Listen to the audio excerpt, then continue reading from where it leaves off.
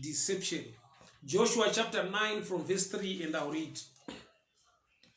However, when the people of Gibeon heard what Joshua had done to Jericho and Ai, they resorted to a ruse. They went as a delegation whose donkeys were loaded with worn-out sacks and old wineskins, cracked and mended. The men put worn and patched sandals on their feet and wore old clothes. All the bread of their supply was dry and mold. Then they went to Joshua in the camp of Gilgal and said to him, "We came from a distant country to make a treaty with us." The men of Israel said to Hivites, "But perhaps you live near us. How can we make a treaty with you? We are your servants," they said to Joshua.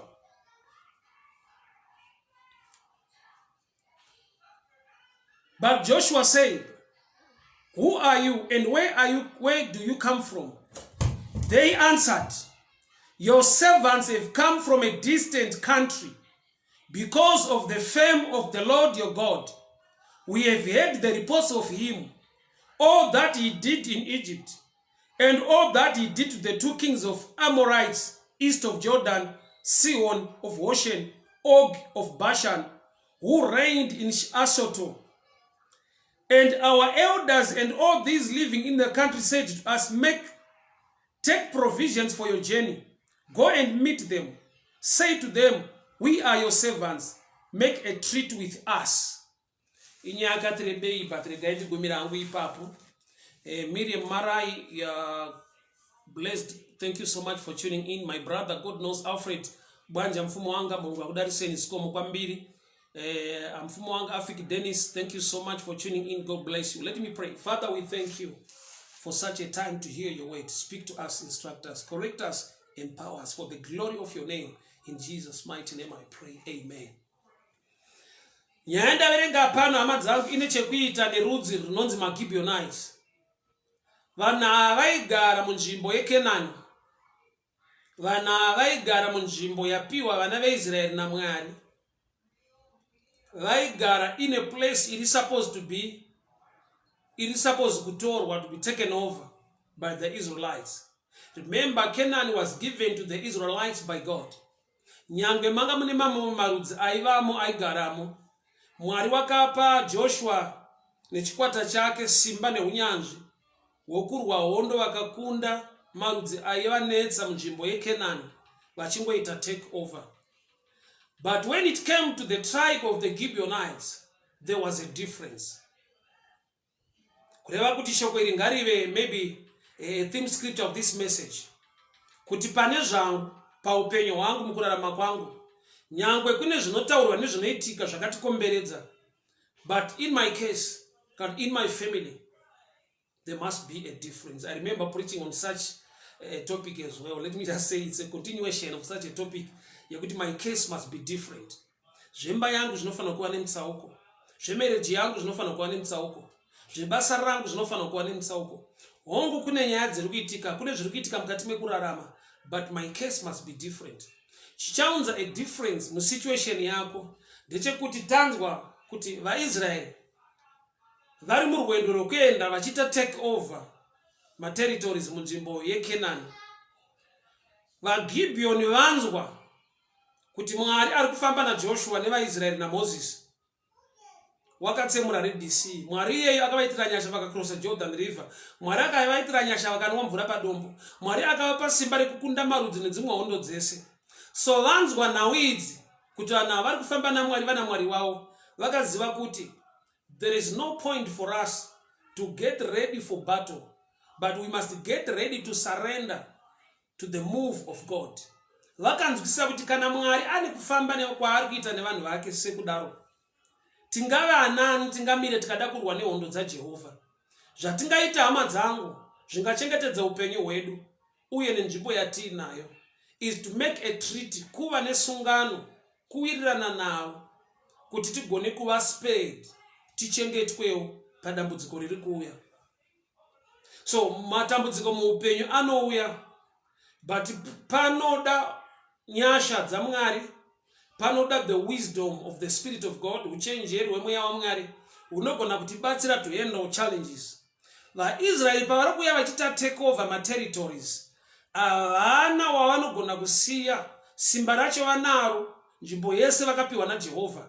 Asi chiripo ndechekuti kune rumwe rudzi rwakava neuchenjeri, vakava newisdom yekuti they were spared, they were not killed.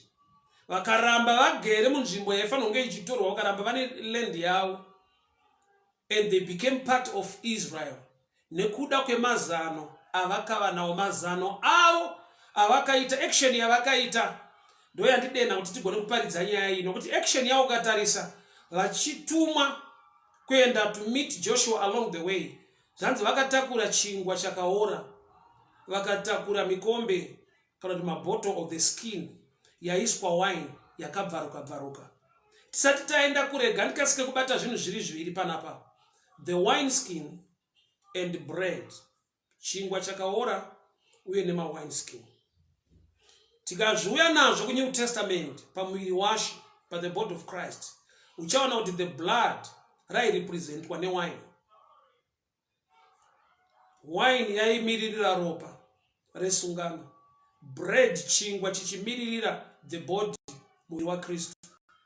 Saka iye waibedura chingwa opa vanhu wine. Saka pano the Gibeonites vane a shadow picture yaKristu or the body of Christ.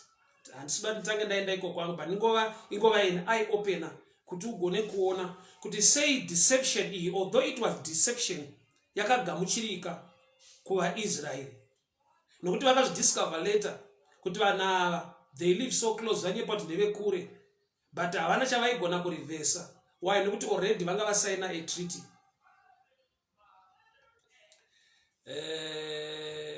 Let me just continue. Thank you so much, people of God. I'm so happy to see you. And nearly a thousand. How are you doing? Magadiko, my good. May the good Lord bless you. Thank you so much for tuning in. Baba Shoko, you're welcome. May the good Lord bless you. My sister Kamanga, thank you so much for tuning in. Leon Wozo, God bless you. Thank you so much. So, marudzi mazhinji aigara muKenani vane a resistance yavakaita against the move of the people of Israel, but they were all defeated. But kune rudzi rwakava outstanding, rwakava ne a difference. Says another, your case must be different. Hongu tiri munyika ine ma challenges arimo.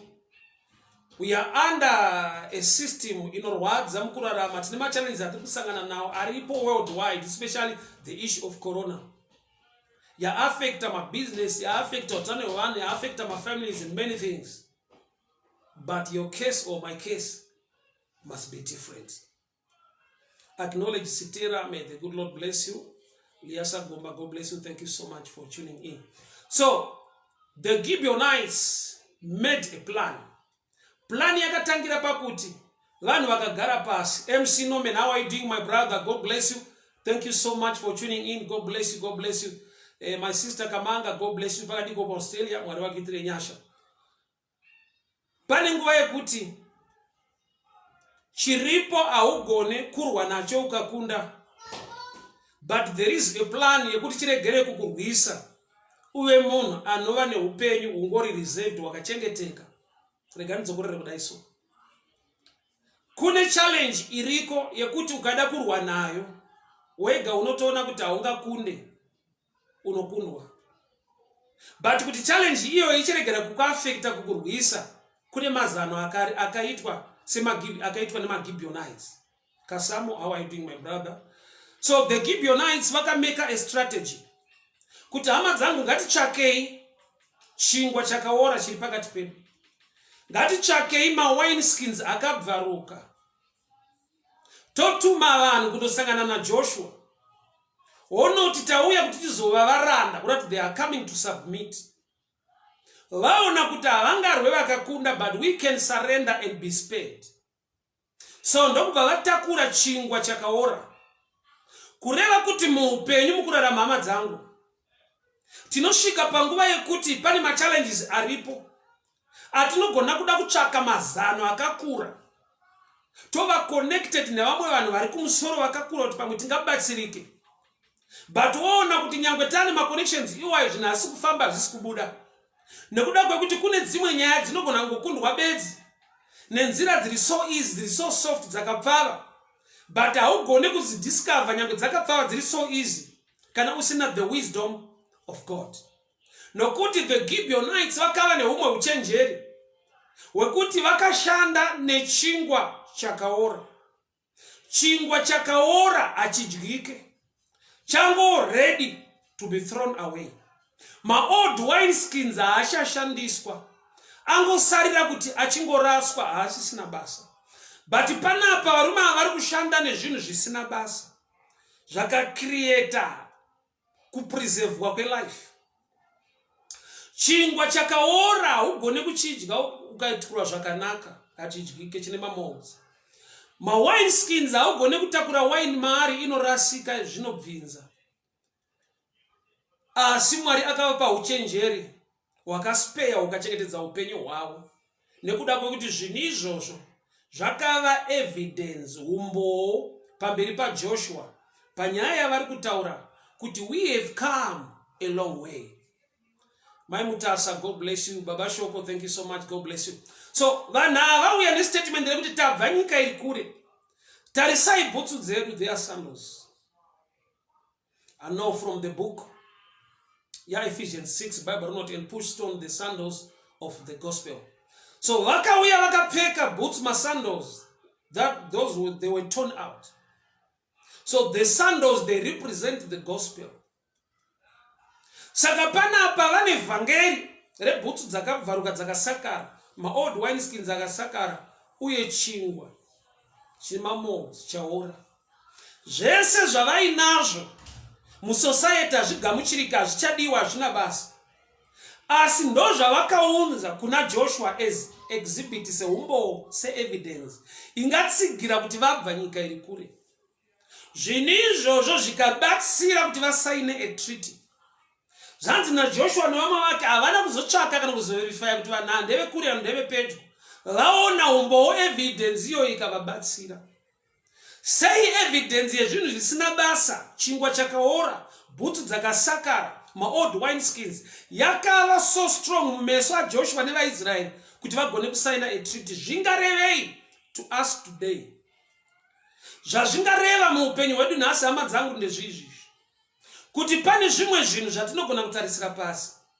Pane vamwe vanhu vatinogona kutarisira pasi. Tine zvimwe zvinhu zvatinogona tikatarisa toti hazvina basa muupenyu. Yeti chakaita kuti zvirambe zviripo pedyo nesu zvine basa. Pane pazvinogona kushanda pasingashande chingwa chakanaka. Pakashanda chingwa chakaora se-evidence, ukaenda nechingwa chiri fresh chinochinja evidence yako, ukarwiswa, ukakurirwa, ukakundwa. Zvoreva kuti pane panongoda chingwa chakaora bedzi nyangwe une chiri fresh. Ndiri kuti kudii? Ndazviona kumisha kazhinji. There are times yekuti kumisha kunogona kunge kwaitika nhamo, kwaitika dambudziko. You see a lot of people come, but there are pane vamwe vanhu vanongonzwa anasahwira, vanhu vagari vemumusha vakangoitawo vanongonzwa vanenge vari rejected so mumisha nekudii nekudii. But when it comes to my issues anenge iwayo pakaitika nhamo, they are the people wekuti vamwe vanopeta maoko vachitarisa vachiona zviri kuitwa, basa richitofamba svika munhu aradzikwa.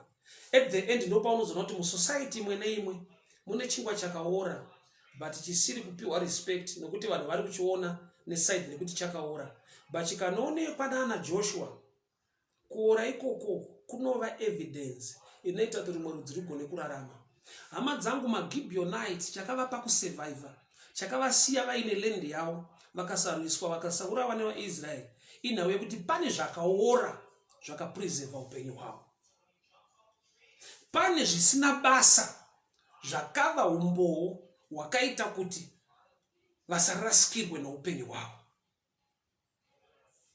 So muupenyu there are times yekuti ukazvitarisa, maybe mu relationship, murume anogona kuti akatarisa mudzimai wake, mudzimai akatarisa murume wake, obata musoro kuti nhai my way.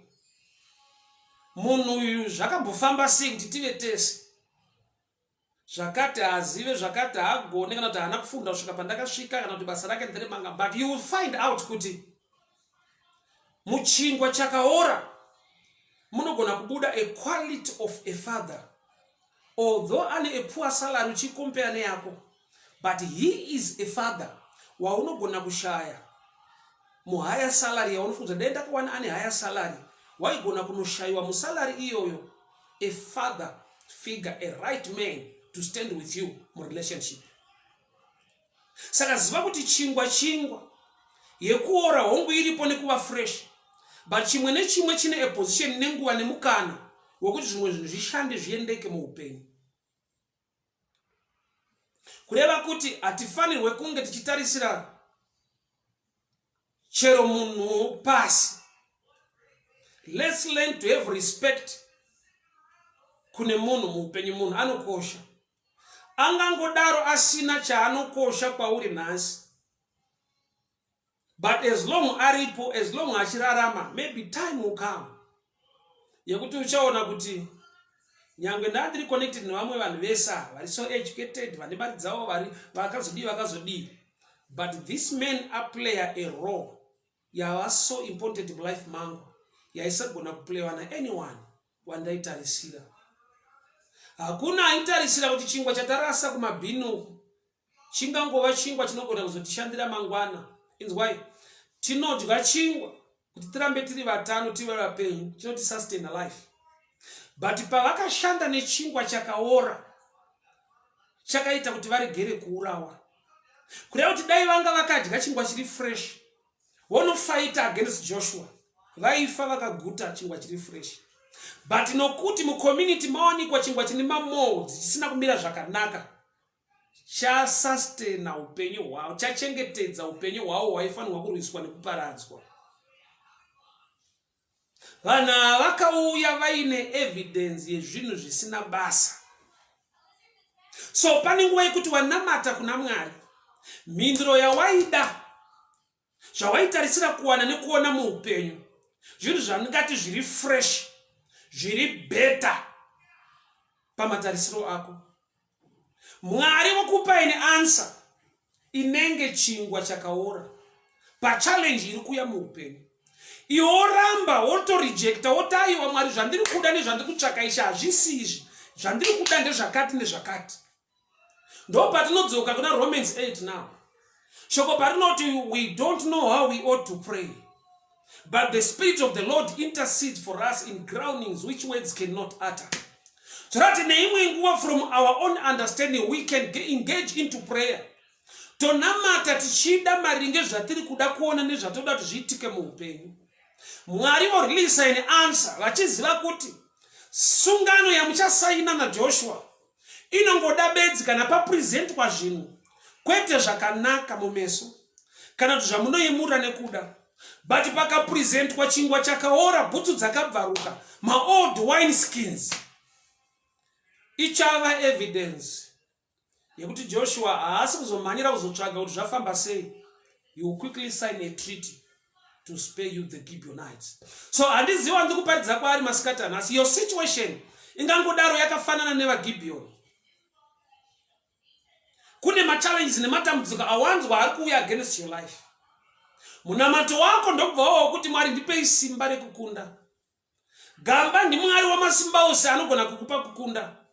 But pa situation yauri kutarisana nayo, he can grant you or give you the wisdom to deal with the Israelites that are coming against your life. So tinema situations muupenyu.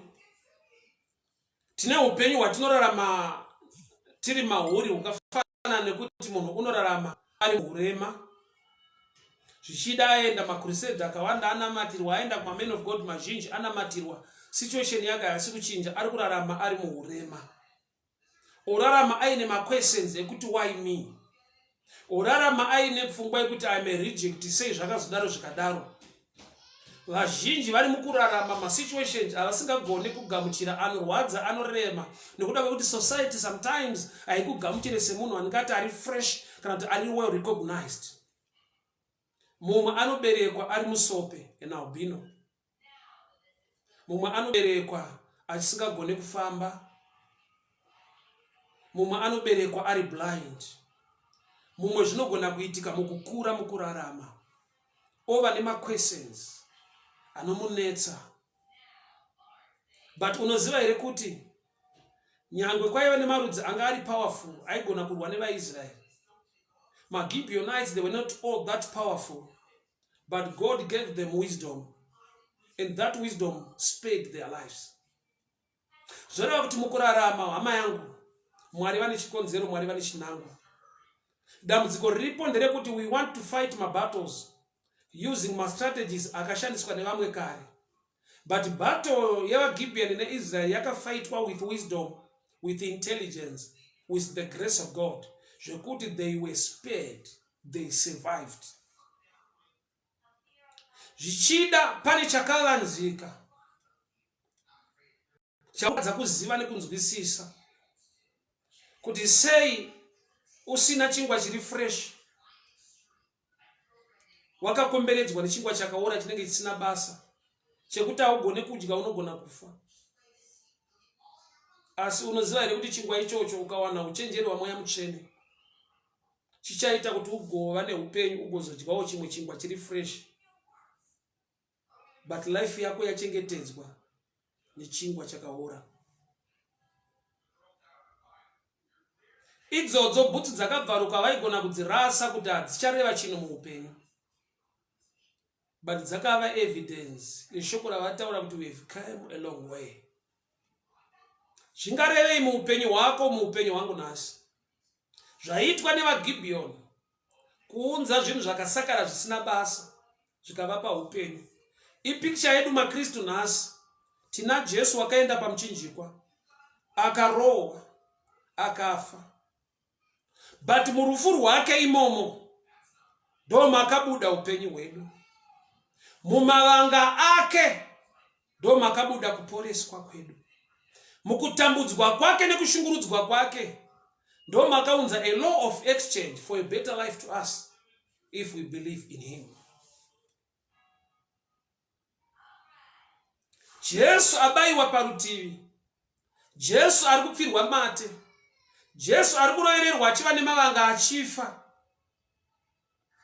Ndi Jesu ari kutransfer your life, blessing, eternal life, favor to those that believe in him. Zvoreva kuti vaGibeon vari kupa a picture yakuti hongu chingwa chiri fresh unodya nokuti uri mupenyu. But kuva mupenyu kwacho nawo kunogona kuva iri a strategy, ine foundation yekuti wakatova mupenyu, wakaspewa life yako nevaIsrael nekuda kwechingwa chakaora, mukasaina a treaty yekuti muregere kurwiswa kana kuurawa. Zvoreva kuti upenyu hwedu hwakatsika paplatform yerufu rwaKristu, yakatsika paplatform yekurohwa kwake akava nemavanga. That treaty iyo yakaitwa paCalvary kuti ropa nemvura zvakaerera, kereke ikaberekwa, akabayiwa, akashungurudzwa, akarohwa, tikawanirwa favor. Ndo picture iri kupresentwa nemaGibeonites to Joshua.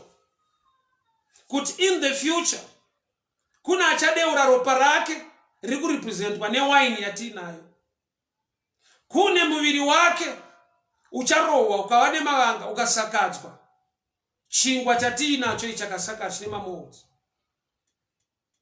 Izvi zvatapresenta izvi ivhangeri raKristu, nokuti the shoes they represent the gospel from Ephesians 6. Put on the sandals of the good news of the gospel.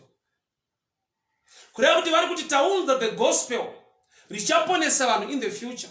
Kureva kuti in the future musatarise kurohwa kwaJesu moona nhamo. Tarisai kurohwa kwaJesu moona rugare. Tarisai kushungurudzwa kwake moona kuponeswa kwenyu. Tarisaiwo kurohwa nekutambudzwa kwese kuti kuri kutosainwa a treaty for you to be spared.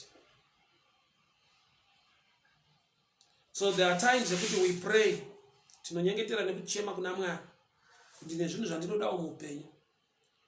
Mwari wokupa zvinhu zvaunoti haudi muupenyu kana zviri kupesana nezvaunoti unoda muupenyu. Ukachitarisa chingwa chacho chakaora, bhutsu dzakabvaruka, mawineskins they are torn apart. Zvekuti unotadza kuziva kuti nai Mwari, koma ndipirei zvinhu zvisina basa zvisingareve chinhu kwandiri. Ziva kuti zvine basa. Mwari ngavakupe uchenjeri ekugona kushanda nezvisina basa kuti zvikriete basa, zvikriete favor mukati meupenyu hwako. Shoko rinoti unless the seed dies, ndo parinogona kuita germinate and bring forth many. So kune zvinhu muupenyu zvinopinda muprocess inenge kufa, muprocess inenge kusakara, muprocess inenge zvinhu zvisina basa, but iri a process to bring forth something better, greater, zvakakura, zvizhinji, zvakakunakira. Unless the seed dies, ndo painogona kuita produce many. So kune zvinhu zvatinopiwa naMwari iri a process yekuti ukazvitarisa zvinenge zvakafa, zvinenge hazvina basa, but pane nguva yauchatenda, kuti pane nguva yawakatotenda, kuti pane nguva yauchaona kuti hapana chandaigona kuziva chakanaka pazvinhu izvi, but ndazosangana nekunaka kwazvo. Pane nguva yekuti God will connect you to somebody.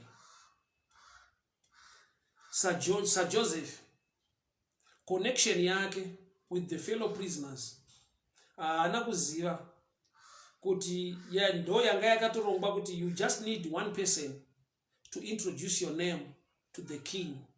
For your name to be mentioned in Palace Joseph, you just need one man.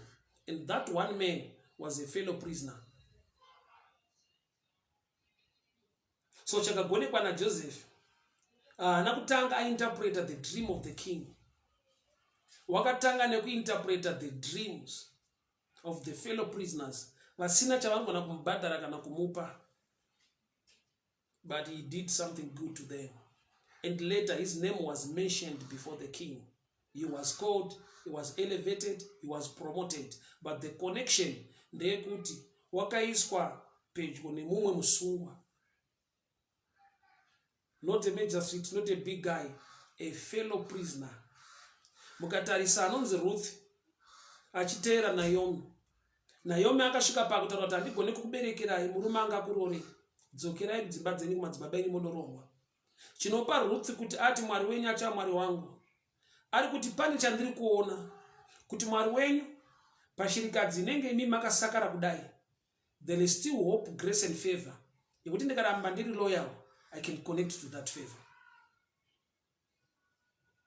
Ukatarisa Naomi to Ruth, kuteera chisina hope, kuteera chakasakara chisakapera basa, kuteera chingwa chakaora, ma old wineskins akabvaruka, asisina any potential, any promise.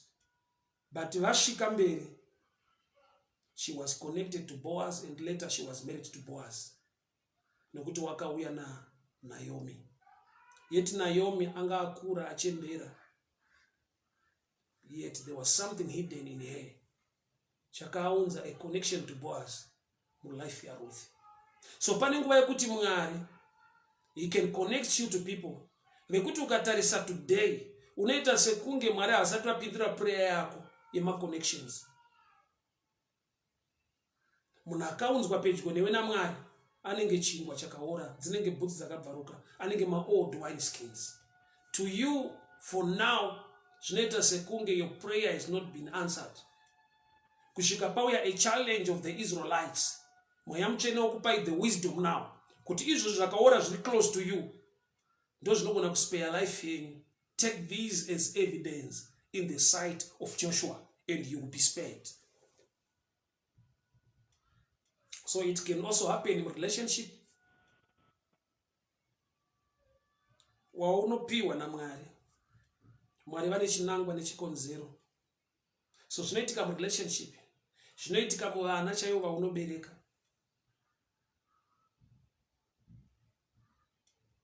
Mwari vane chinangwa, Mwari vane zvavanoziva.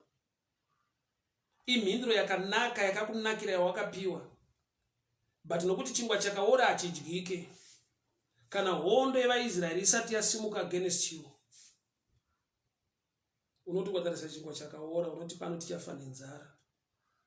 Sei Mwari vakarega chingwa chichiora pakati pedu? Ukatarisa old wine skins unoti hatina wine yatichanwa pano, hatina pekuchengetera wine. But Mwari vari kuziva kuti reserve these things, don't throw them away. Which means by throwing these things away, you might throw your life or your chances of survival away. Why not? To survive any treaty I'm just signing with Joshua, each of a punish. So throwing away chingwachinima molds, throwing away the old wine skins. Akusukurasa zvinu, kurasa upenyu hwenyu hwakavigwa muzvinhu zvamuri kuona sekunge hazvina basa muzuva ranhasi. So whether relationship, don't look down upon your partner. Whether family, don't look down upon your children. Parents, don't look down upon your parents. Mwari vane chinangwa, Mwari vane chikonzero. Whether ku church, your fellow members vamunopinda now. Remember, kuti ukaona James and John,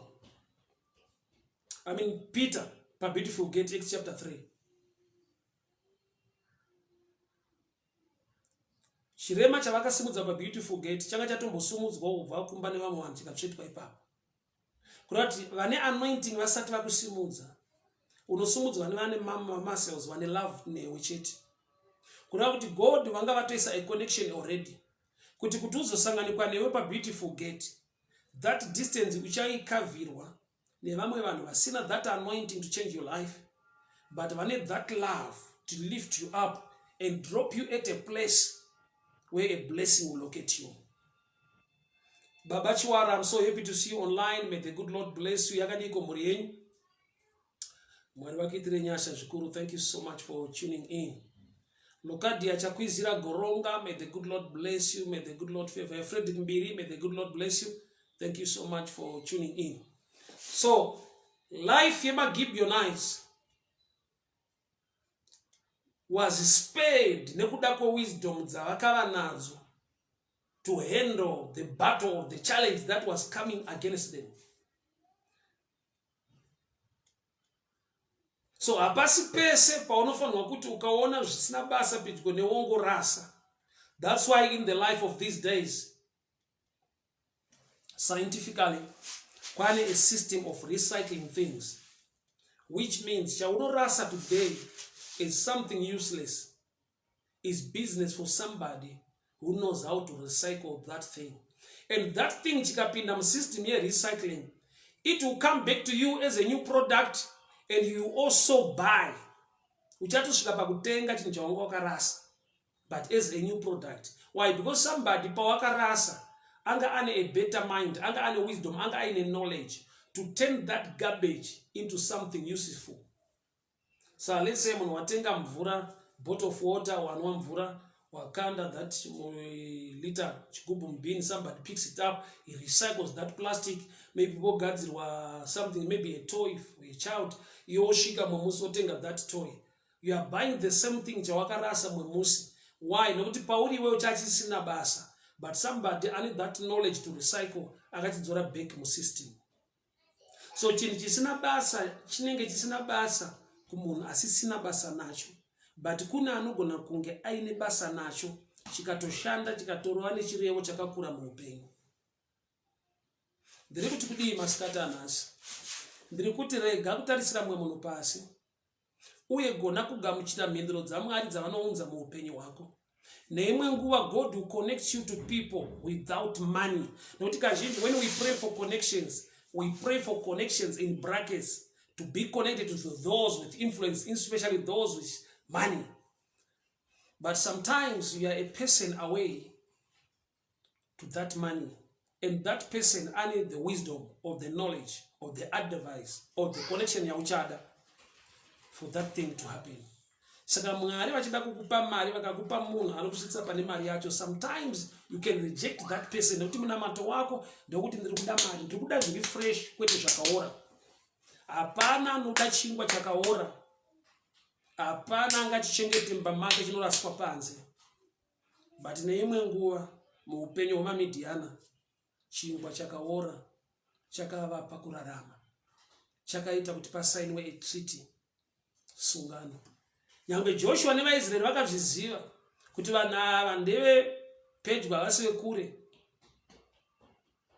havana kugona kurivisa zvinhu izvi, nokuti spiritually for the New Testament understanding zvaiva nechirevo pamusoro paKristu,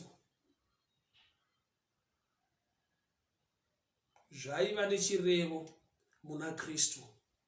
Wine, bread and sandals. Bread and wine is the body of Christ. Ropa nemuviri washe. The sandals, they represent the gospel. So in other words, shoko riri kuti masikati anhasi, don't despise my connections are we now. Mwari avakatendera kuti uve nawo. Nyangwe vanhu vacho vachita sekunga havana zvavanogona, nyangwe kabasa kawakatanga kachita sekunga hakana pundutso, watanga nekabasa kari kurepresenta chingwa chakaora, watanga nekabusiness kaproject kanga representa chingwa chakaora, but kune imwe hondo icharegera kukuataka nekukuuraya, kukukuvadza nekuda kwekachingwa kakaora kawinako. So ngandinamate masikati anhasi, Mwari wenyasha mutsvene wakatendeka, ndataura kuvana venyu, mataura kuupenyu hwedu. Tine zvizhinji zvataigona kunge tichitarisira pasi nekusagamuchira, nokuti patakanamata taitsvaka chiri fresh. Taida bhutsu dzakanaka dzakasimba, taida mawine skins asina kubvaruka angachengetera wine. Asi Mwari nekuda kwekuziva the challenge that was coming against us in the future, zvinhu izvozvo zvamakaunza pakati pedu, zvamakaunza muruoko rwedu mumhuri dzedu, ndatenda kuti zvine chirevo chakatinakira mune ramangwana, nokuti muri Mwari wakatendeka, muri mutsvene wakarurama, imi musinganyadzisi wezvokwadi wakatendeka. Mbiri nerukudzo zvive kwamuri, muzita raJesu Kristu weNazareta. Amen and amen. Mwari vakuchengetei, Mwari vakuropafadzei, Mwari vakugonesei.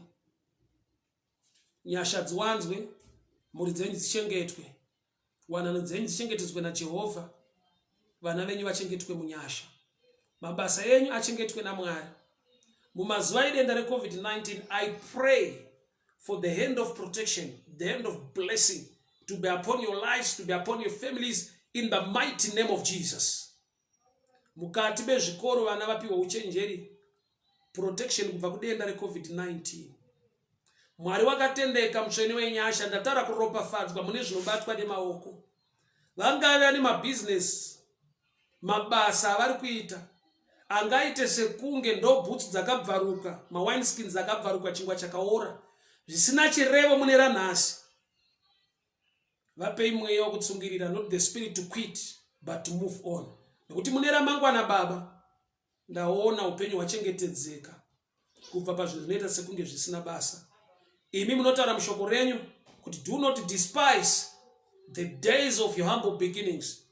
Baba, mune zvidiki zvese zvavari kuita nekubata, ngavaone kuti Mwari muchavaendesa kure nekuvagonesa.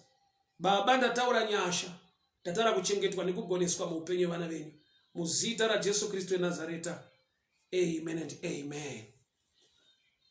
Maizoro dzai mutasai, good afternoon to you. Mwari vakuitire nyasha. My brother Frederick Mbiri, God bless you. Thank you so much. Mai mukwena muguti, Mwari vakuropafadzei, Mwari vakugonesei over there in the USA. Baba Shoko, may the good Lord bless you. Muri yenyu ichengetwe, mukwazise muri yese, Mwari vakuitire nyasha. Baba Chiwara, it's been a long time. My brother Robert Chiwara, God bless you, God bless you. Mwari vakuitire nyasha. Greetings to Baba Chisaka na Mai. Mwari vachengete vaogonese. My sister Kamanga Frinkam, may the good Lord bless you over there in Australia. Mwari vakuitire nyasha. Lee Chuome, Miss Holloway, may the good Lord bless you. My Jane Clementine, may the good Lord bless you. My brother Kasamo Willard over there in the Parisego by Germany, Mwari vakuitire nyasha. God bless you over there in Berlin. Sister Sylvia Dumbu, may the good Lord bless you. May the good Lord favor you. My Shawana, God bless you. Thank you so much. Mfumwanga Afik Dennis, may the good Lord bless you. Blapimbas, God bless you. Sister Shamiso Jake, Mwari vakuitire nyasha. Evangelist Gatawa, may the good Lord bless you. May the good Lord favor you. Nyasha Zwanzwe, Mwari vakuchengetei, Mwari vakugonesei. God bless you. Bye bye. Mwari vakuitire nyasha. A blessed Sunday to you, good day to you. Nyasha dziwanzwe. Zvese zvakakukomberedzai zvinoita sekunge zvisina basa, zvine basa muupenyu. We need to pray for the wisdom of God. Yekuti tigone kushanda nezviripo zvinenge zvisina basa, zvinenge zvisina chirevo, zvisina maturo, asi uchenjeri hwaMwari ukava pamusoro peupenyu hwedu. Our lives can be spared even with bread that is moldy. God bless you. Bye-bye. Amen and amen.